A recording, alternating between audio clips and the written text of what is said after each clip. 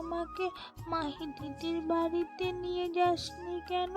সেই জন্যই তো আমি এমন করলাম। ও, এই জন্য এমন করেছিস? ঠিক আছে, যা, তোকে আর কোনো দিনও নিয়ে যাব না। তোকে আমি আগে খুব ভালোবাসতাম, কিন্তু এখন তোকে একদম ভালোবাসি না। যা, একদম আমার কাছে আসবি না বলে দিচ্ছি। তোর সাথে আমার আড়ি আড়ি আড়ি, 3টে আড়ি। হ্যালো বন্ধুরা, সবাই কেমন আছো?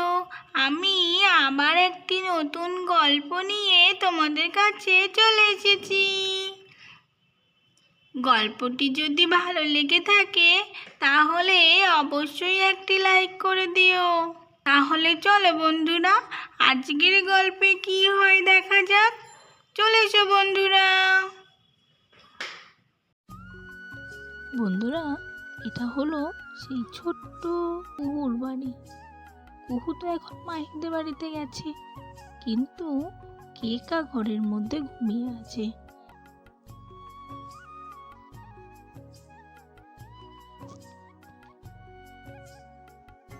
বাবারে বাবা, শিয়ালটা এত দুষ্টু কি বলবো।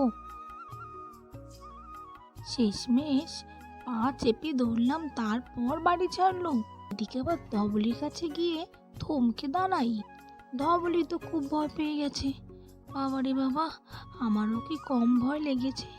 খুব ভয় পেয়ে গেছি। যাই, কেকার কাছে একটু যাই। কেকা তো শিয়ালটাকে দেখলোই না। খুব ঘুম দিচ্ছে মনে হয় মেয়েটা। মা, ও মা, মা গো, মা, ও মা, ও মা, মা, মা গো, মা, তুমি কোথায় গিয়েছো আমাকে রেখে? এই বলে কেকা তো ঘর থেকে আস্তে আস্তে বেরোলো। আমার তো একটুও ভালো লাগে না তোমাকে ছাড়া। তুমি আমাকে ঘুম থেকে উঠিয়ে নিয়ে আসোনি কেন মা? কেকা তো মা মা করতে করতে আস্তে আস্তে ধবলের কাছে এসেই দাঁড়িয়ে পড়ল। এদিকে ধবলি তো কেকাকে খুবই ভালোবাসে। সেই তো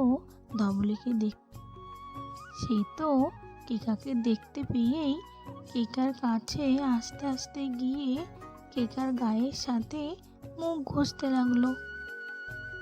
দেখে মনে হচ্ছে কেকাকে খুবই আদর করছে। মনে হচ্ছে কতদিনকার চেনা। মনে হয় দুই বন্ধু খুবই ভালোবাসে। আরে আরে, দেখেছো কি কাণ্ড? ধবলি, এই ধবলি, কি বলছিস তুই কেকাকে? আমাকে একটু বল, কি বলছিস কি? কেকা কি তোর কথা বুঝতে পারবে? বল, আমাকে বল। সেই কোন ছোট থাকতে ধবলিকে এই বাড়িতে এনেছিলাম। তুই তখন হোসিনি, জানিস তো কেকা। তখন থেকেই ধবলি আমাদের বাড়িতেই আছে। সবাইকে খুব ভালোবাসে ধবলি। তোকেও কি কম ভালোবাসে বল? খুবই ভালোবাসে। কুহুকেও তো খুবই ভালোবাসে, তোকেও খুব ভালোবাসে। মা, মা কোলে কোলে, মা কোলে নাও নাও কোলে। ধবলি খুব ভালো ধবলি, তুই খুব ভালো ধবলি। মা কোলে নাও। মা, দিদি কোথায়? ও মামা, দিদি কোথায় গেল? দিদি কুহু দিদি কোথায় গেল মা? দিদিকে ছাড়া আমার একটু ভালো লাগে না। দিদি আমাকে নিয়ে কোথাও যায় না। আমাকে দিদি একটুও ভালোবাসে না। ও মামা, কোলে নাও, কোলে। এসো কোলে এসো। দিদি তো এখন নেই শোনা। দিদি এখন মাহির দিদিদের বাড়িতে গেছে।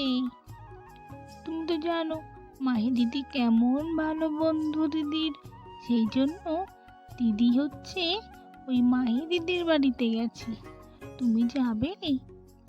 ঠিক আছে, তোমাকে না হয় আমি একদিন নিয়ে যাব, কেমন? আর না হলে দিদিকেই একদিন বলবো তোমাকে ঘুরিয়ে নিয়ে আসতে, ঠিক আছে তো? না না, আমি কোনো কথা শুনতে চাই না। আরে বাবা, বললাম তো দিদি একটুখানি পরেই চলে আসবে, এখন যাওয়ার কোনো দরকার নেই। আর জানো তো, মাহি দিদির বাড়িতে যেতে গেলে একটা বড় জঙ্গল পেরোতে হয়। সেই হ্যাঁ, আমি জানি তো, কিন্তু ওই বড় জঙ্গলে আমার যেতে খুব ভালো লাগে মা। তুমি চলো চলো, আমাকে ওখানে দিয়ে এসো প্লিজ। চলো না মা, আমার ওইখানে গেলে অনেক শিয়াল দেখা যাবে। না না, ওইখানে কখনো যেতে হয় না, খুব ভয়ানক ভয়ানক জীবজন্তু থাকে, কিন্তু ওইখানে গেলে জীবজন্তুরা খুব আক্রমণ করে। তখন তুমি কি করবে বলো তো? তখন যদি আক্রমণ করে, আমরা তখন ওখান থেকে পালিয়েই আসতে পারবো না। তার চেয়ে বরং তুমি অন্যদিন যেও। না না মা, তুমি এখনই আমাকে নিয়ে চলো, আমি দিদির কাছে যেতে চাই। চলো না মা, দুজন মিলে চলে যাই দিদির কাছে। না না, এখন তো খুব ঝামেলা শুরু করে দিল। কি করা যায়, কি করা যায়, কুকুরও আসছে না এখনো, কি যে করি এখন আমি। মেয়েটা সেই কখন গেছে, আসার কোনো নামই নেই। এদিকে আবার এই ঝামেলা শুরু করে দিল, কখন যে আসবে কে জানে। বলতে না বলতেই কুহু বাড়িতে চলে আসলো। মা, ও মা, মা গো, মা, ও মা, মা গো। আর কখনো যাব না, আর কখনো যাব না, পচা মেয়ে, দুষ্টু মেয়ে, একদম বাজে। কি হলো কি কুহু, এত রাগ দেখানো কেন? কি হয়েছে? মাহির সঙ্গে নিশ্চয়ই ঝগড়া করেছিস আবার। এই তোরা দুটোতে মিলে কি যে করিস, আমার আর ভালো লাগে না, সারাক্ষণ শুধু ঝগড়াঝাটি। না মা, আমার কোনো দোষ নেই জানো তো, ওই যে মাহি তো দুষ্টু, পচা, সব থেকে খারাপ।